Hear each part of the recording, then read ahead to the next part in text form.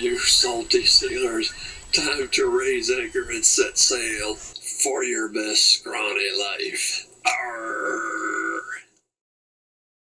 Welcome to Season 4 of The Scrawny Life. I don't want it to become repetitive, so this year I'm going to try discussing some topics while the video plays. Some half-baked ideas, some scrawny life crazy talk. Let's consider sound money for persons of color, or if you wanted to define the term differently, it could include any group of people disadvantaged or dispossessed in the early years of the founding of this country, or any other time period that you feel was particularly unenlightened. Personally, I am not a moral theorist. I don't pretend to know what would constitute social justice or fairness, but there are some people in our society that are very interested in these ideas, and those people tend to be proportionally less interested in monetary policy. So this is a hook to draw those people who are interested in moral theory into perhaps a better understanding of inflation and monetary theory. As consumers, we see prices on everything going up, but this is really because the value of the currency is going down. Prices are rising because the buying power of the dollar in this case is falling. This happens because the money available to the general economy, the money supply, is inflating, expanding, relative to the world of real things, the world of actual value. More money is being lent into existence than is being paid back. Now, this can come from commercial banks, your bank down the street, but a large percentage of this comes from the Federal Reserve Bank lending money to the government to spend on spending programs. Now, as a quick aside, let's address the idea that perhaps inflation is a self-solving problem. You see, money is not only a store of value, but it's also a flow. It's like a river that flows toward the rich. The rich are the ocean into which this money that's loose in the general economy moves, just like water moving down the river. And they will invest that money so it moves out of general circulation into this other side of the economy that where it is less available to be spent over and over. Will that take enough money out of the economy to offset the inflationary money that's coming into the economy? Well, historically, this has not proven to be the case in the US. Since the gold convertibility of the dollar was ended, the dollar has lost over 90% of its value. Money also flows towards the government in the form of taxes and perhaps now also tariffs. So, in theory, the value of the dollar could be maintained by removing from general circulation the same amount that's being spent into general circulation. The problem comes from the lag time. The government cannot raise taxes on the poor very much before they would become social services dependent. They would, in other words, flip from the asset side of the balance sheet to the liability side. But raising taxes on the wealthy will only make them move their money into tax sheltered investments or offshore tax havens, or simply remove principal that was invested in growing the value side of the economy, the world of real things, back into general circulation, where instead of fighting inflation, now it becomes part of the problem. From my experience and observation, I don't think that taxation is a neat solution to the problem as it was once thought to be. Now, furthermore, you might object that since this idea does not serve the interest of the political class. It does not empower those in Washington, D.C., then therefore it would never really see the light of day anyway, so why bother? For one reason, I think it will not be long before we see race riots in this country again. Probably about the time of the midterm elections next year, we'll see some reason, something will get picked up in the media that causes demonstrations. Now, if you show up to one of these demonstrations with a sign that says Black Lives Matter, that it's not a call to action. It doesn't require anything from the political class other than that they feel a certain way. But if you show up to one of these demonstrations with a sign that says sound money for persons of color, well, now that is a call to action. That might actually raise a few eyebrows. But if nothing else, it's a good mental exercise. It's a it's an opening into understanding the more fundamental underlying questions of e pluribus unum, how to unify a diverse population, and how a society measures value. So sound money is, of course, money whose value does not change or does not readily change. Perhaps because it can be converted to precious metals such as gold or silver at a certain rate, or perhaps because the supply is controlled in certain ways, or perhaps what I would most like to see is that each time one of these crises comes along and the government's solution to show that they're doing something about the problem, when they pump a bunch of money into the economy, they would have to then calculate how much inflation that would create and then pay out that amount to the people to persons of color who are holding sound money.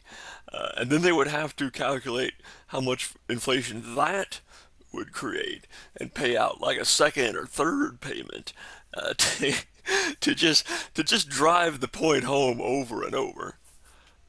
So as I would envision it, ordinary money that's circulating in the economy, when it is earned and placed into an account verified to be owned by one of these disadvantaged people groups, then it would become sound money. Now, it it needs to be earned because even if you, with your moral theories, came along and could prove beyond any doubt that these people deserved some sort of entitlement, it's still the wrong thing to do for the same reason that when you enter a national park, there's a sign that says "Don't feed the animals." Dependency destroys the character of the dependent, and it empowers the political class in a way that's just not good for anyone. And of course, there would have to be some sort of verification test, and otherwise you'd have a bunch of white people trying to get in on the action that claim that they identify as black and other nonsense like that. And there would have to be some sort of limit. Once a millionaire probably doesn't. Not many people would think that they need to be in on this sort of thing, and you would have to put some sort of safeguard to prevent like a Cayman Island type of situation where one person of color is the quote unquote owner of 100 different businesses that are all trying to capture their profits as sound money and so forth. Now, suppose it could be sold or transferred. Suppose that I, as an old white guy, wanted to invest $1,000 in sound money as a hedge against inflation. And suppose there was a younger person of color who is just starting out, and he has $500 of sound money, but he would rather have $1,000 of inflatable money to spend right away rather than have only $500 in savings. So he could sell that sound money to me, and perhaps we could harness blockchain technology to make this possible, this type of trade possible. It would add another layer of usefulness to it if it could be transferred or sold in this way. In order for its value to remain unchanging, the supply has to be limited. So perhaps the sound money could not be inherited or passed on when a person dies. Or perhaps when they reach a certain net worth, a person's sound money returns back into inflationary money. Some mechanism to control the supply. And let me make clear that this is not intended as a foothold to get an entire population on sound money. Inflationary money has an important role. It allows governments to respond to natural disasters and to develop and produce weapons in times of war and so forth. It's a complex subject, of course, but I think a nation that did not inflate its currency during times of war and so forth would be at a competitive disadvantage relative to other nations. At least it seems that way to me. There could be some dynamic element I've overlooked that might change the game in some ways, but the point is it's intended to be a way of introducing a two-currency system to a population rather than as a foothold to get the entire population on sound money.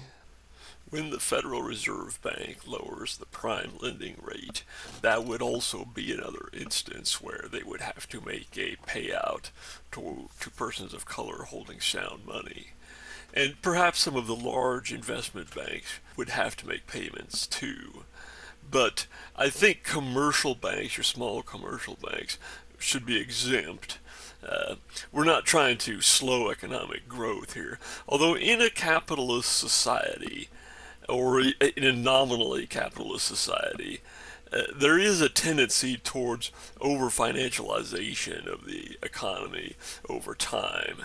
And it would be good to have some sort of countermeasure to recognize this phenomenon and have a countermeasure. But small commercial banks, I think, should be exempt.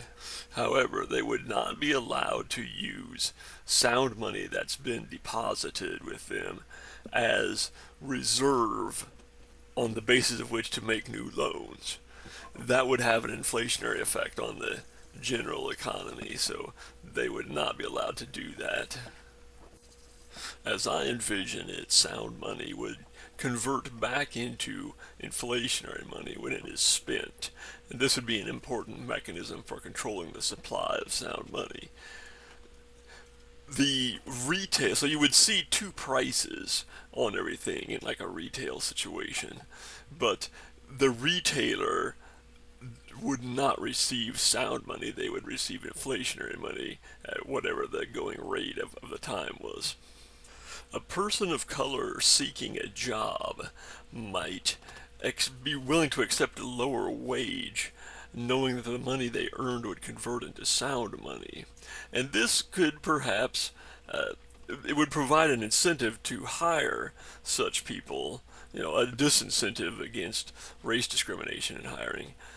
But perhaps this lower wage is not a desired outcome. That aspect would need to be carefully thought through. The devil is always in the details, and I've only really provided just a rough sketch of the idea here. So take it, work with it, shape it, make it your own, and see what you come up with. As I mentioned, it's a good thought experiment, if nothing else. So we'll see you next time.